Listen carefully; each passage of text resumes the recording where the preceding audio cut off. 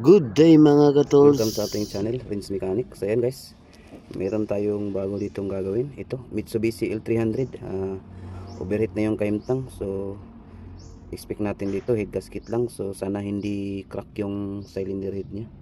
Sana walang crack, dahil kung meron ay patay tayo nito. Makabili naman ng cylinder head yung may-ari nito. Ayan guys, nakikita nyo yung first start nyo na bubula-bula na yun.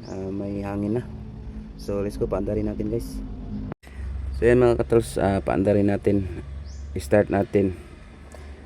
Tingnan natin dito. Lalabas yung hangin.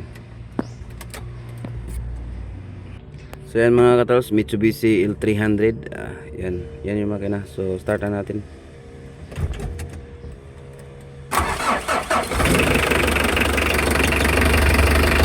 Tingnan nyo guys. Yan. Tumataas yung tubig. Yan, lagyan natin na.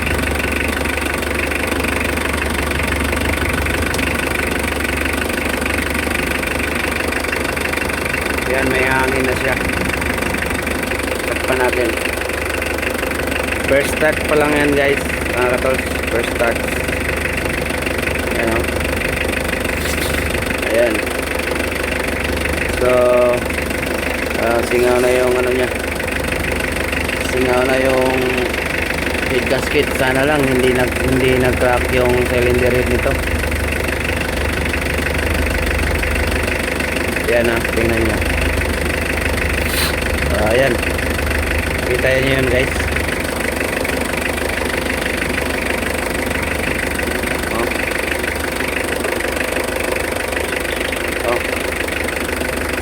Tingnan nyo guys.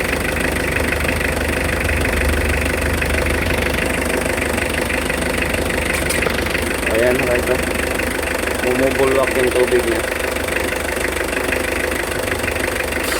Ayan, lahat talaga. Ayan. So yan guys, tanggalin natin,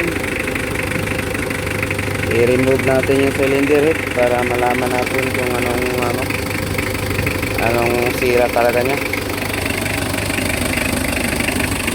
Yan guys, ayan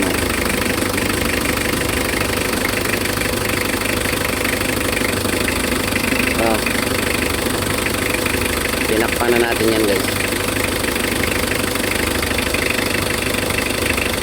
Ayan mga katol, so tapos na natin ikabit yung cylinder head at saka ayan, okay na siya. So ayan, okay na siya mga katol, hindi na siya overheat.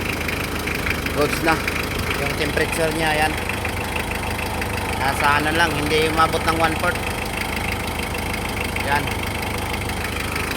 So ayan, good na mga katos. Hanggang dito na lang yung video natin. Bye bye.